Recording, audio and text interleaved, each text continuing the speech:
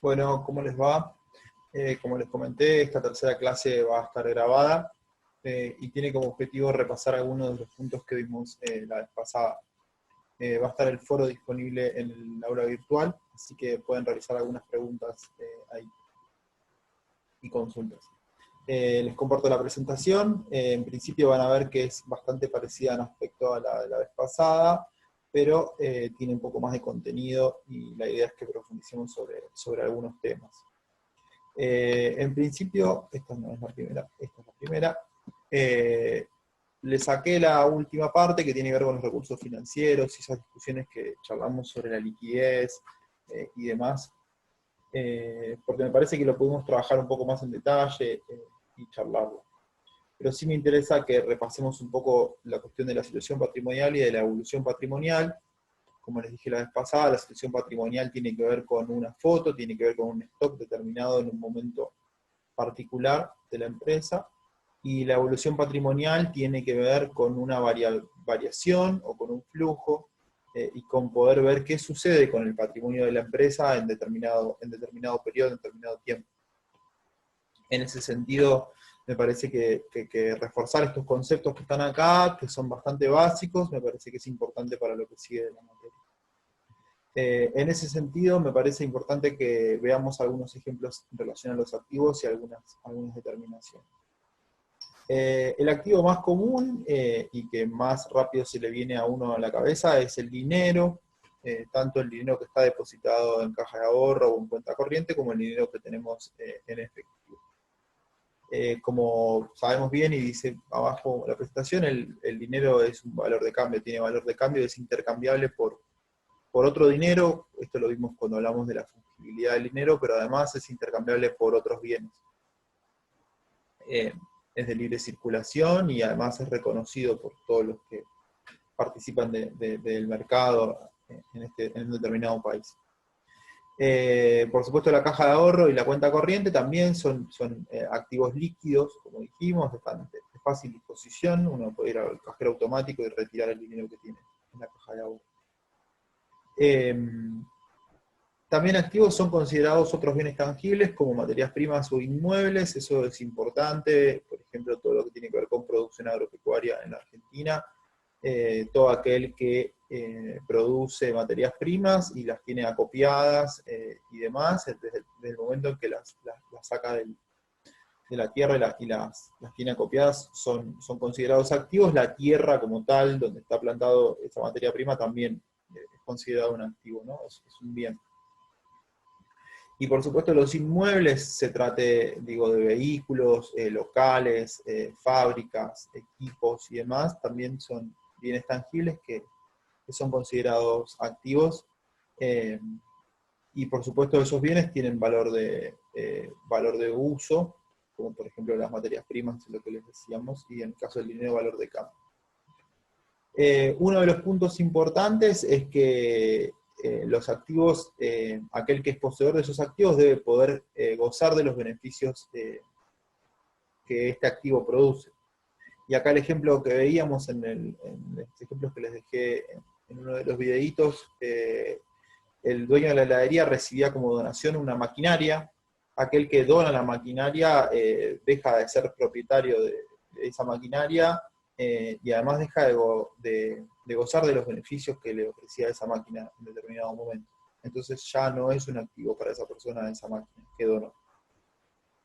Y también, como ejemplo de los activos, hablamos de las obligaciones que tienen terceros de entregar a mi empresa dinero u otros bienes. Eso también es contabilizado como un activo. Digo, si yo hay alguien que me debe a mí dinero o que tiene una obligación de entregarme una maquinaria, eso yo también lo contabilizo dentro del activo. Ahora lo vamos a ver un poco.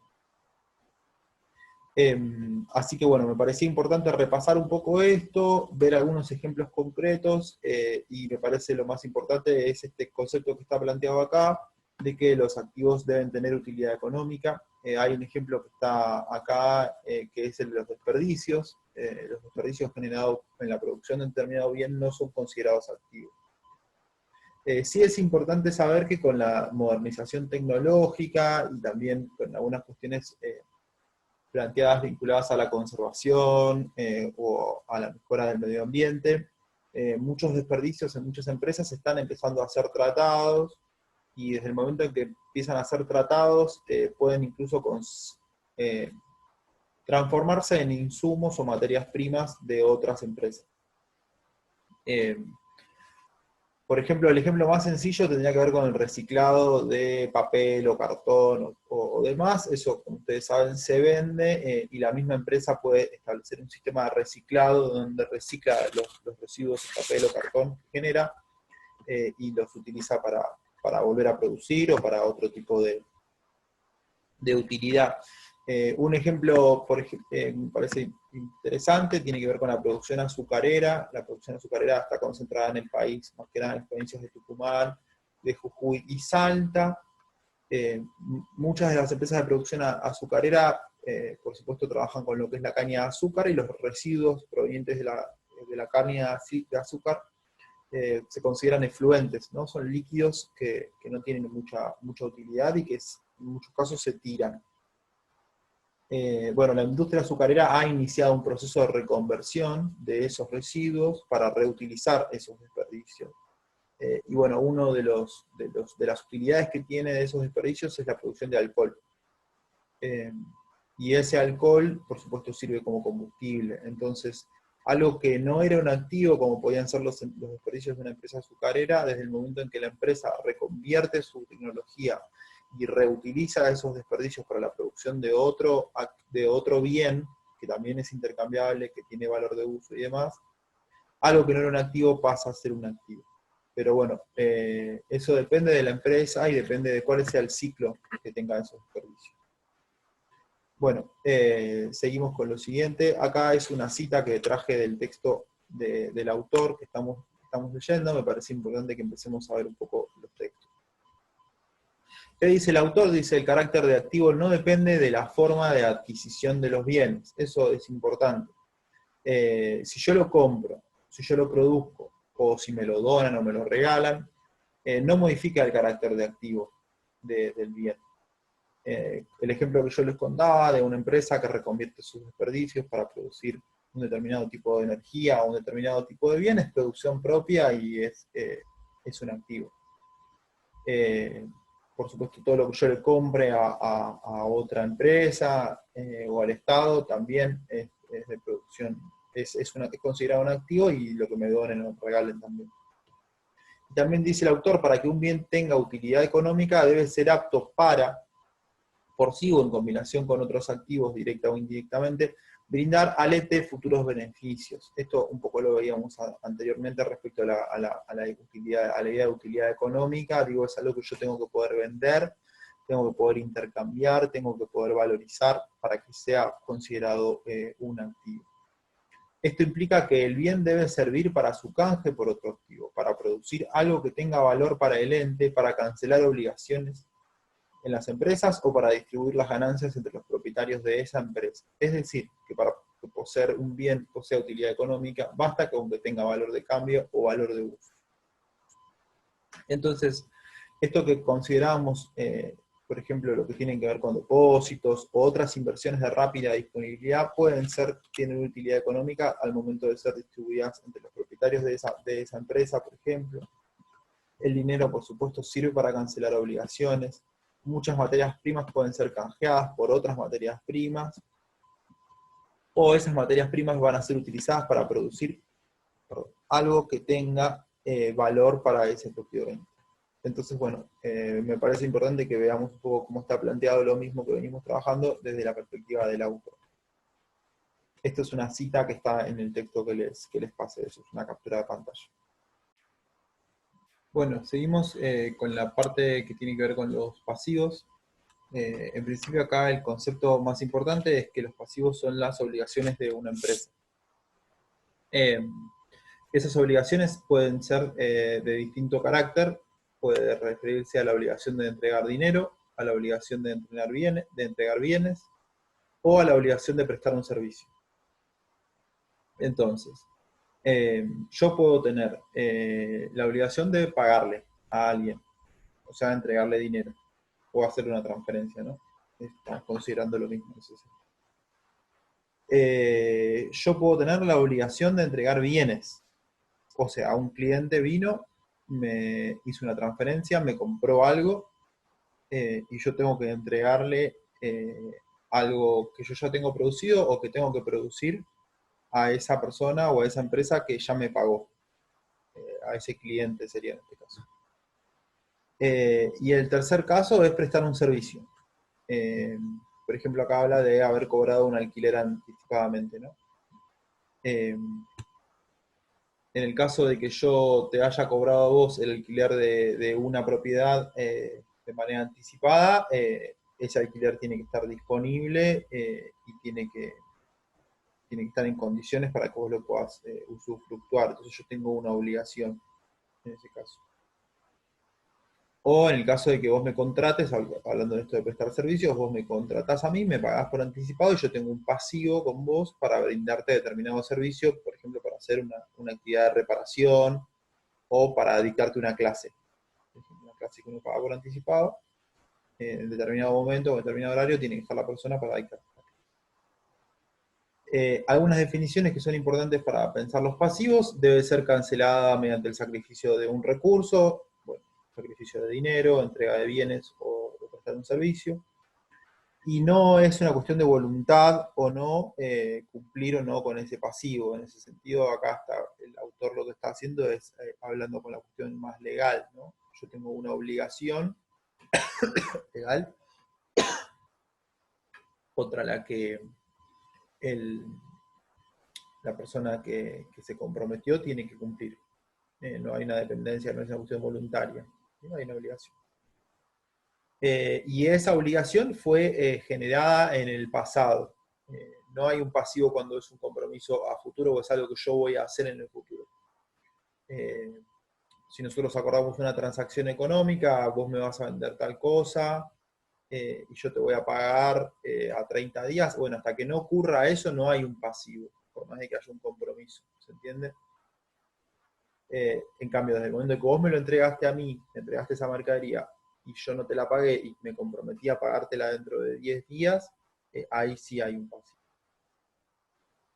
Y bueno, otra cosa que está planteada acá en el último punto, en el punto D, es que la mayoría de los pasivos se originan en general en la financiación de recursos. Es decir, el hecho de que una empresa tenga un pasivo implica que en algún momento pasado ésta tuvo acceso a un activo que no fue pagado o cancelado.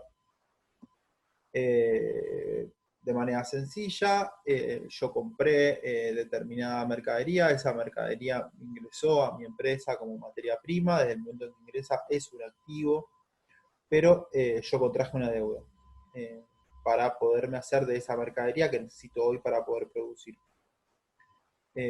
Lo voy a tener como activo a la materia prima para producir, pero bueno, ya estoy registrando un pasivo porque tengo una deuda para, que originé para contar con esa materia prima. Entonces, repasamos, la mayoría de los pasivos se originan en general para financiar recursos. Es decir, el hecho de que una empresa tenga un pasivo es porque yo tengo un pasivo porque en algún momento compré esa mercadería o me hice de una. Vamos de vuelta a ver una cita del autor que me parecía interesante, que tiene que ver con los pasivos contingentes. La contingencia tiene que ver con aquello que es cambiante, ¿no? El concepto de contingente tiene que ver con algo que es de una forma, de una manera, en un momento determinado y que puede serlo de otra en otro momento. Entonces habla de los pasivos contingentes, dice: la mayoría de las obligaciones son ciertas para él, pero algunas se encuentran supeditadas a la concreción o no de uno o más hechos contingentes. Entonces, por ejemplo, acá hay un ejemplo que es muy conocido por todos, es la prestación de servicios de reparación sin cargo sobre bienes vendidos con garantías contra defectos de producción. Cuando nosotros compramos un electrodoméstico, ese electrodoméstico tiene un certificado de garantía de un año, por ejemplo. La empresa que nos vendió ese electrodoméstico tiene un pasivo contingente con nosotros, que somos los que los compramos, porque nosotros podemos exigirles un servicio de reparación si ese producto que nos vendió no sirve o no funciona. Esa reparación es un pasivo si se realiza, o sea, si efectivamente yo requiero a la empresa que vengan y me reparen el electrodoméstico que me vendieron. Si pasa el año y yo no lo reclamé, ese pasivo no es tal. ¿Se entiende? Pero bueno, la empresa no lo contabiliza como pasivo desde el momento uno. Digo, por eso es contingente. La empresa lo va a contabilizar como pasivo desde el momento que yo lo reclamo. Mismo si yo tengo que devolverle el bien que me vendió, el electrodoméstico, porque no funciona, bueno, ahí se habla de esto, de un pasivo contingente. Está supeditado o no a que yo reclame la reparación o el servicio de reparación durante ese año de garantía, o que yo reclame el cambio del electrodoméstico. El segundo dice, el pago de una indemnización cuya existencia y cuantía dependen de decisiones judiciales. Ahí, por ejemplo, tiene que ver con las indemnizaciones por despidos, por ejemplo. Esa indemnización por despido, la cuantía, o sea, la cantidad que yo voy a tener que pagar, a veces no depende ni de la parte que va a cobrar la indemnización, ni de la empresa que va a tener que pagar la indemnización. Entonces, es contingente, digo, está supeditado a la decisión de un tercero, en este caso de la justicia. Y bueno, el tercer punto es más complicado, capaz, tiene que ver con una deuda de otra persona. O sea, cuando hay transferencia de una deuda hacia otra persona y el cobro de esa deuda depende de que la otra persona pueda cobrar esa deuda. Te voy a pagar cuando me paguen, es el planteo. ¿Cuándo te van a pagar? Bueno, ahí hay como también algo que es contingente. Seguimos. Vamos a hacer acá una modificación de mi ubicación. Vamos a ponerme abajo para poder ver esto que tiene que ver con el patrimonio. Vimos activo, vimos pasivo, ahora vamos a ver la definición de patrimonio. El planteo es sencillo, pero lo vamos a ir profundizando. En principio, el patrimonio es la diferencia entre los activos que yo tengo y el pasivo que yo tengo. O sea, todos los bienes que yo tengo, hablamos de dinero en efectivo en cuentas, en inmuebles, materias primas y demás, eso es mi activo, neteado contra el pasivo total. O sea, todas las deudas, todas las obligaciones de pago que tiene esa empresa. Eso constituye el patrimonio.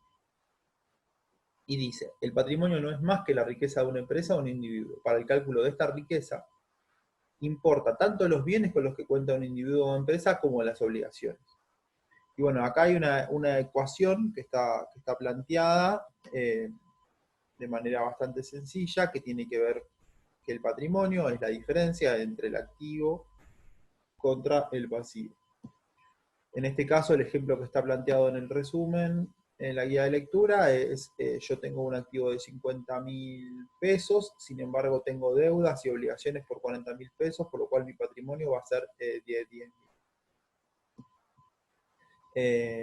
Y el cálculo de lo que sería, cuando uno quiere hacer el cálculo del activo, es la sumatoria de la deuda que yo tengo más el patrimonio que yo tengo.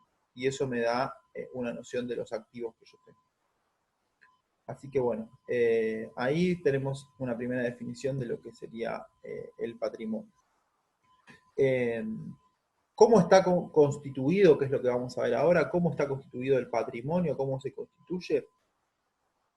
Se constituye a partir de los aportes de capital o de los resultados acumulados que tiene una empresa en un determinado periodo.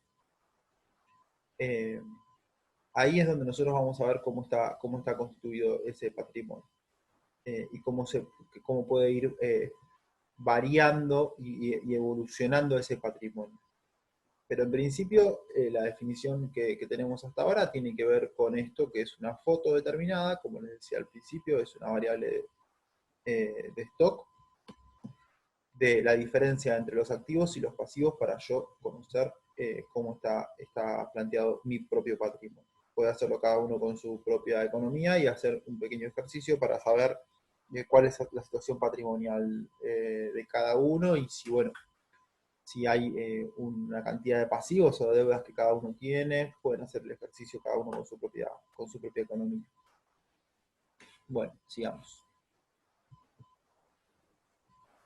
Acá, como les decía, vamos a ver un poco más las cuestiones que tienen que ver con variables de flujo y de movimiento.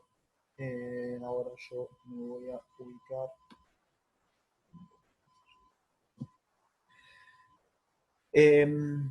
Hay un concepto que es el de aportes de capital. Los aportes de capital son aquellos aportes que hacen los miembros de una empresa, por ejemplo, aumentos en activos, ¿no?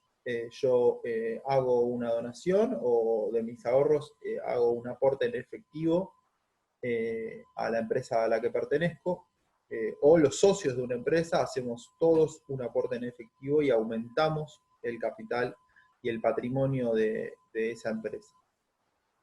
Esos aportes pueden ser en efectivo o pueden ser en otros bienes, por ejemplo, la donación de un vehículo que permita la distribución de la mercadería, o la donación de una propiedad o de una tierra que permita la producción de determinadas materias primas.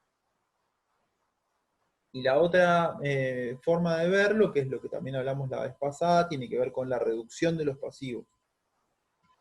Entonces, como dijimos antes, digo, si el patrimonio es la diferencia entre los activos y los pasivos, si yo reduzco esos pasivos, o sea, si yo pago parte de esa deuda con dinero que es externo a la propia operación, a la propia ecuación contable que está planteada acá, si yo externamente trabajo sobre este pasivo y bajo este pasivo de 40.000, por ejemplo, con un préstamo que yo hago, o con una donación, o dinero de mi bolsillo, o de varios de los socios de la empresa,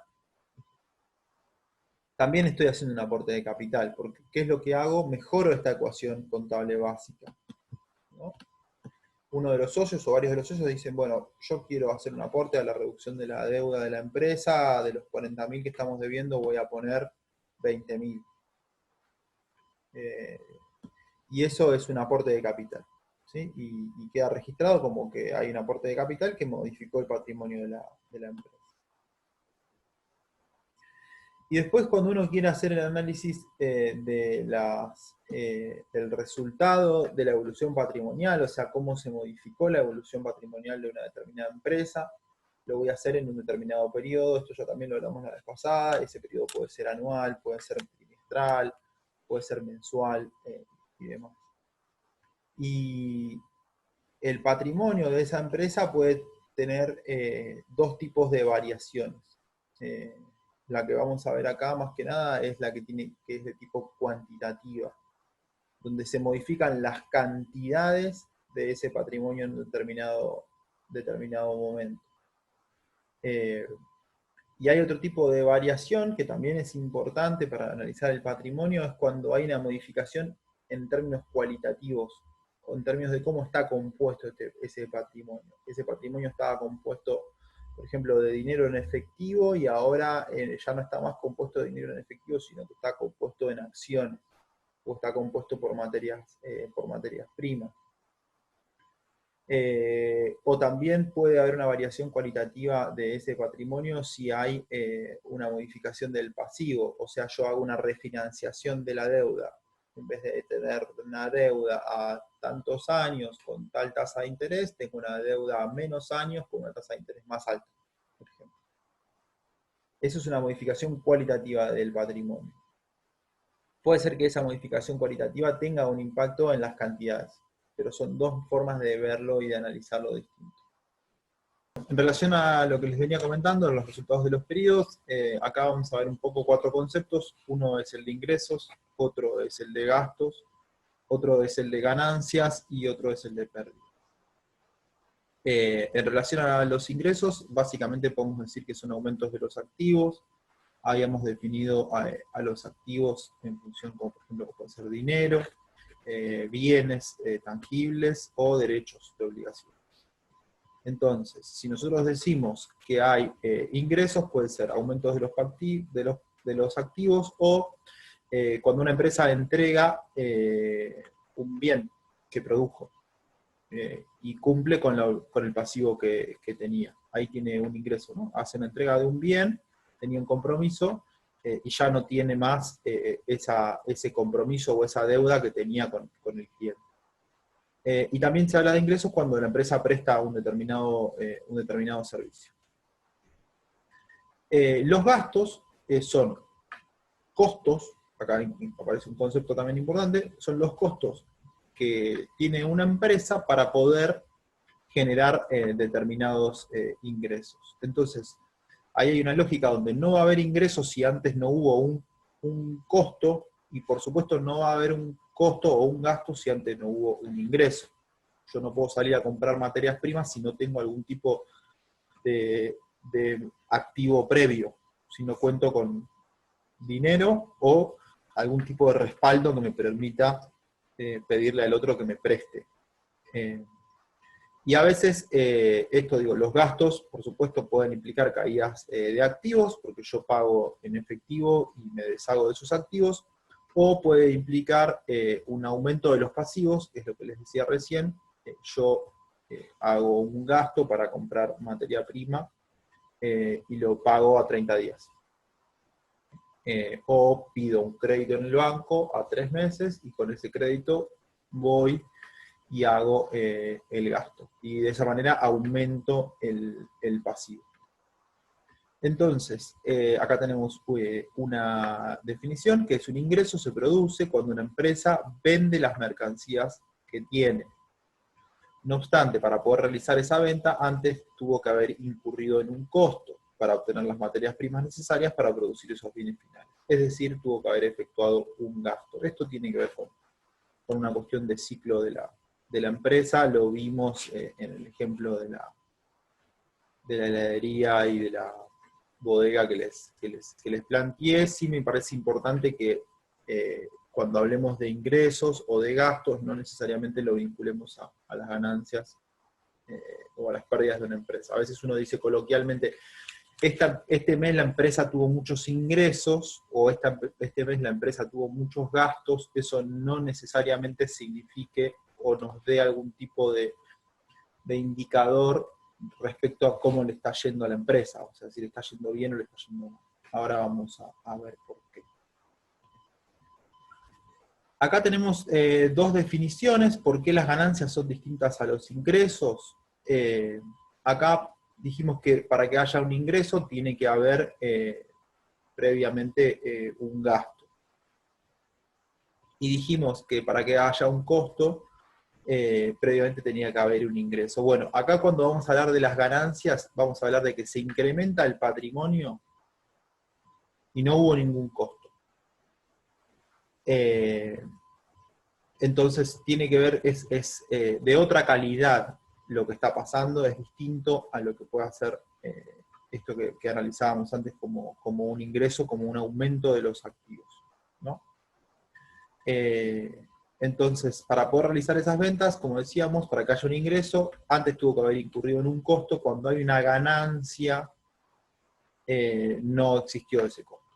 Y lo mismo sucede con el concepto de pérdidas. Las pérdidas son reducciones en el patrimonio de la empresa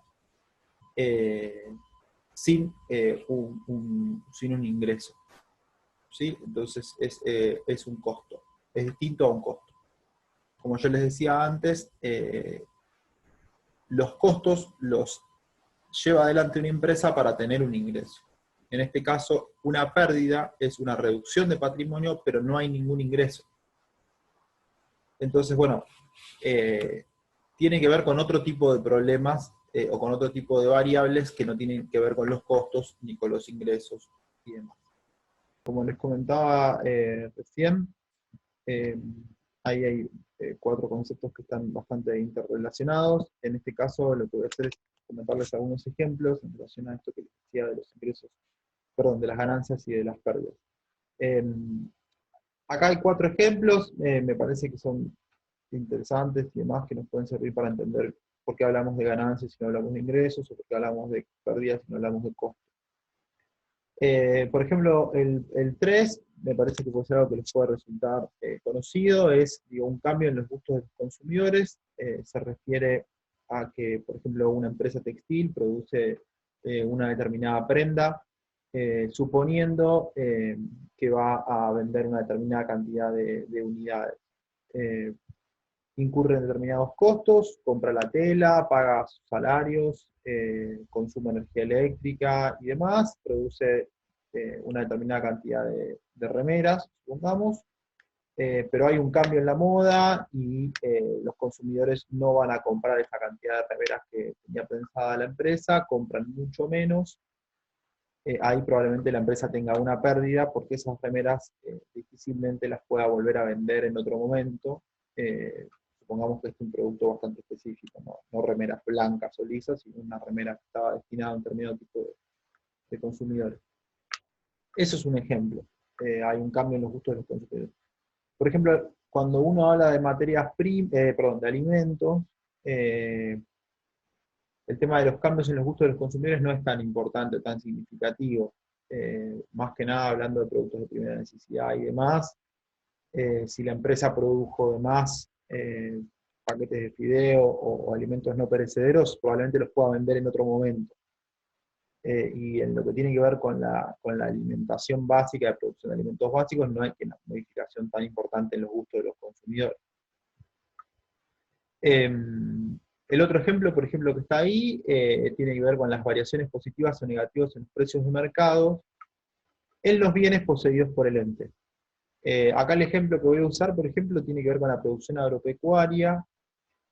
Ustedes saben que el productor agropecuario, por supuesto, insume un montón de materias primas, insume costos, paga salarios, gasta energía, y en un momento determinado tiene un producto que es potencialmente vendible.